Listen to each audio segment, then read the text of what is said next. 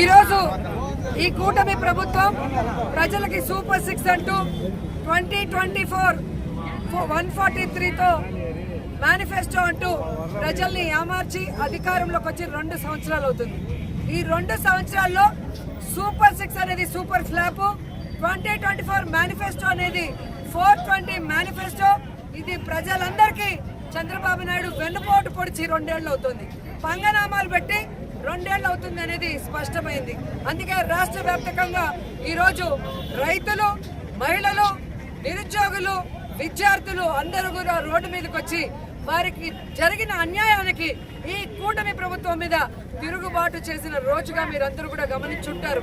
ఎందుకంటే ఈరోజు నిరుద్యోగులకు ఉద్యోగం ఇస్తారు, లేకపోతే నిరుద్యోగ భృతి 3000 ప్రతి నెల ఇస్తామన్నారు, ఒక్కరికి కూడా ఇవ్వలేదు.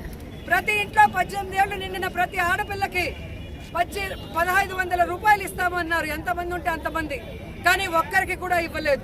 0 వడ్డీకే రుణాలు ఇస్తామన్నారు, 0 వడ్డీకి ఇవ్వలేదు. ఆరోగ్యశ్రీని అనారోగ్యశ్రీ చేసేశారు. అలాగే మీరు చూస్తే ఈరోజు ఫీజు రియంబర్స్మెంట్ లేదు. నాడు నేడులో స్కూల్స్ రెనోవేషన్ ఏవైతే ఫినిషింగ్ దశలో ఉన్నాయో వేటిని పట్టించుకోవట్లేదు. హాస్పిటల్ని అయితే నిర్వీర్యం చేసి పారేశారు. ఆల్రెడీ మెడికల్ కాలేజీల్ని, పోర్టుల్ని, హార్బర్ని ఎలా పప్పు బెల్లాలకి అమ్మేయాలని చూస్తున్నాం. ఫ్యాక్టరీల పేరుతో తమ బినామీలకి 90 పైసలకి రూపాయికి కోట్లాది రూపాయలు విలువ చేసే ల్యాండ్లను ఎలా అంటగట్టి ప్రజల సొమ్మును దోచిపెడుతున్నారో మనం చూస్తున్నాం.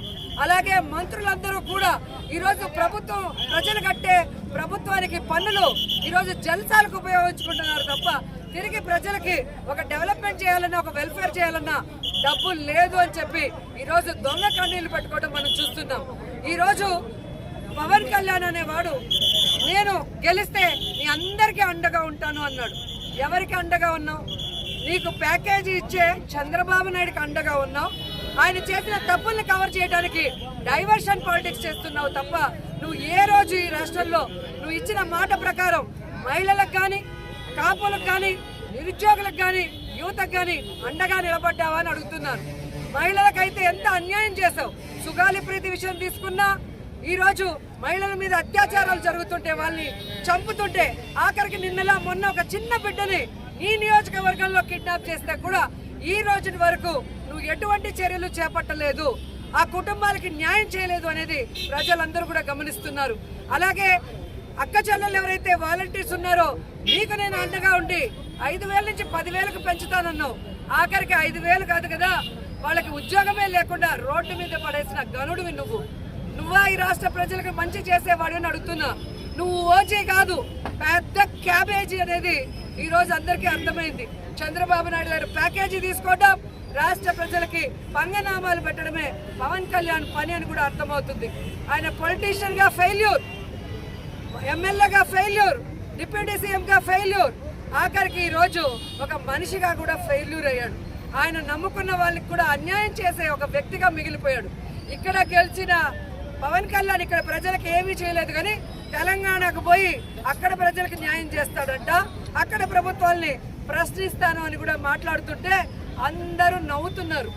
ఎందుకంటే ఆంధ్రప్రదేశ్లో నువ్వు డిప్యూటీ సీఎం అవయ్యా, అక్కడ ఏదన్నా పొడిచి మళ్ళీ ఇక్కడ పొడవడానికి రండి అని తెలంగాణ వాళ్ళు తిట్టే పరిస్థితికి నువ్వు వచ్చావు అంటే ఎంత సిగ్గుచేటో ఒకసారి ఆలోచించుకోండి. అలాగే పక్క రాష్ట్రమైన తమిళనాడులో ఈరోజు రాజకీయ అనుభవం లేకపోయినా ప్రజల మీద అభిమానంతో పార్టీ పెట్టి సింహం లాగా సింగిల్ గా వచ్చి విజయ్ ఈరోజు ముఖ్యమంత్రి అయ్యాడు. ముఖ్యమంత్రి అయిన విజయ్ ఈరోజు స్కూల్ ఫీజులను తగ్గిస్తూ ఒక జీవోని రిలీజ్ చేయడమే కాకుండా స్ట్రిక్ట్ గా ఎలా ఇంప్లిమెంట్ చేస్తున్నారో మీ అందరూ కూడా గమనిస్తున్నారు. అలాగే ఆడపిల్ల విషయాలకు వస్తే తప్పు చేసిన వాళ్ళు పోలీస్ ఆఫీసర్లైనా కూడా ఏ విధంగా చర్యలు చేపట్టారో మీ అందరూ కూడా చూశారు.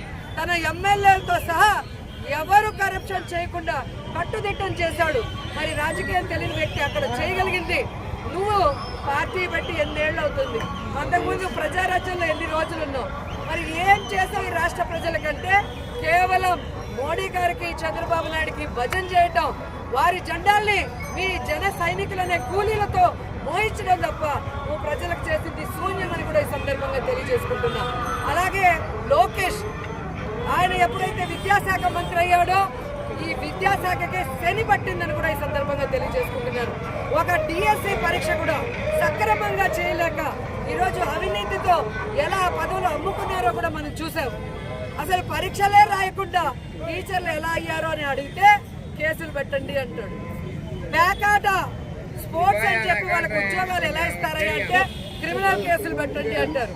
అంటే వాళ్ళు చేసిన అవకతవకలు నిజంగా ఎవరైనా జెన్యూన్ గా చేస్తే ఎవరెవరు పరీక్ష రాశారో మెరిట్ వచ్చిన వాళ్ళందరి లిస్టు అనౌన్స్ చేయాలి. ఏ జిల్లాలో ఎవరు మెరిట్ లిస్టు ఎవరికి ఉద్యోగాలు వచ్చాయో అనౌన్స్ చేయాలి.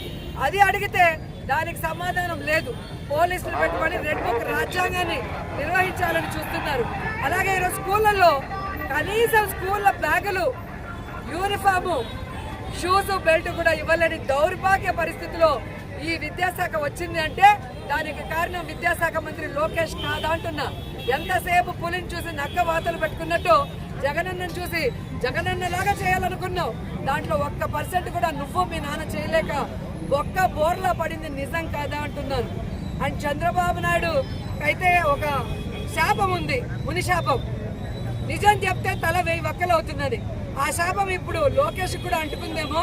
ఆయన నాన్నని మించిన అబద్ధాలు చెప్తూ ఈరోజు ముందుకు వెళ్ళటం అందరూ కూడా గమనిస్తున్నారు. సో ఈ రాష్ట్ర ప్రజలు ఈ రోజు ఏదైతే నిర్ణయం తీసుకొని ఈ కూటమి ప్రభుత్వం మోసాన్ని బయటికి తెచ్చే విధంగా రాష్ట్రమంతా బయటకు వచ్చారో, మీ నియోజకవర్గాల్లో ఉన్న ఎమ్మెల్యేలు చేసే అక్రమాలని, అవినీతిని, వారిచ్చిన మేనిఫెస్టోలో చేయని వాటిని చొక్కా పట్టుకొని నిలదీసి ఆ చంప ఈ చంప వాయించమని కూడా ఈ సందర్భంగా తెలియజేసుకుంటున్నాను. ముఖ్యంగా నగిరి నియోజకవర్గంలో ఈరోజు గంజాయి విపరీతంగా ప్రవహిస్తుంది. ఇక్కడున్న ఎమ్మెల్యే భానుప్రకాష్ ఆధ్వర్యంలో ఆయన తెలుగు యువత హరికృష్ణ నుంచి ముఖ్యమైన వాళ్ళందరూ కూడా ఎన్నిసార్లు ఈ గంజా డ్రగ్స్ లో పట్టుబడ్డారో మీ అందరికీ కూడా తెలుసు. ఎన్ని కేసులు ఫైనల్ అయ్యో తెలుసు. ఇప్పటికీ విద్యార్థుల జీవితాలు నాశనం చేసే విధంగా ఈ గంజాయిని విచ్చలవిడిగా చేస్తున్న ఈ ఎమ్మెల్యేని తరిమి కొట్టండి. అలాగే ఈ నియోజకవర్గంలో ఉన్న కొండలన్నీ కరిగిస్తూ తమిళనాడుకి తరలించి అవినీతి జయంగా ఉన్నాడు తప్ప నియోజకవర్గంలో ఈ 2 ఏళ్లలో నాకు తెలిసి 20 సార్లు కూడా వచ్చిండరు. మీరు కాబట్టి న్యూస్ పేపర్ తిరిగేసి చూసుకోండి. ఎవరు ఎన్ని రోజులు ఉన్నారు, ఎవరు ప్రజలకు అండగా ఉన్నారు, ఎవరు ప్రజలకు మంచి చేశారో గత 5 ఏళ్ళు ఇప్పుడు 2 ఏళ్ళు మీరు బేరీజ్ చేసుకుంటే మీకే అర్థమవుతుంది. మొన్న సిగ్గు లేకుండా ఒక ప్రెస్ మీట్ పెట్టి ఆవిడ నగిరికే రావట్లేదు, నగిరికి వస్తే కదా నేను చేసిన అభివృద్ధి తెలుస్తుంది అన్నారు. నువ్వు చేసిన అభివృద్ధి ఏమన్నా కనిపిస్తే కదా.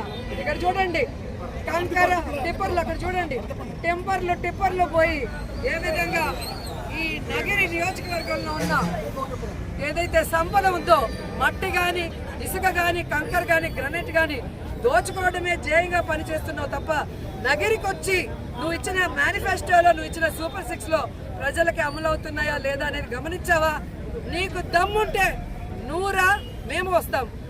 ఈరోజు ట్రాఫిక్ అంతరాయం కలిగిస్తూ మీ నాన్న స్టాచ్యూలు పెట్టడం, ఆఫీసు లోపల మీ నాన్న స్టాచ్యూలు పెట్టడం ఇదే పెద్ద గొప్పతనం కాదు. ఖచ్చితంగా ప్రజలు మీకు బుద్ధి చెప్తారు. మీరు చేసే ఈ అవినీతికి బుద్ధి చెప్తారు. మీరు ఇచ్చిన ఈ 420 మేనిఫెస్టోని మీరు చేసేంత వరకు వదిలిపెట్టే పరిస్థితి లేదు.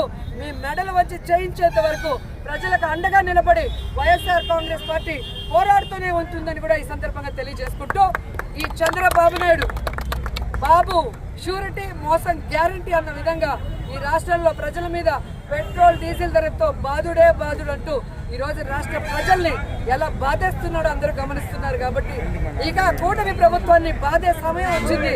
ప్రజలందరూ మేల్కొనండి.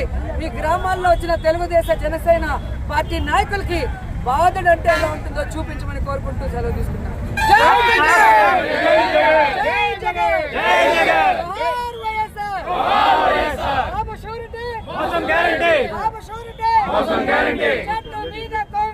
చంద్రబాబు దొంగ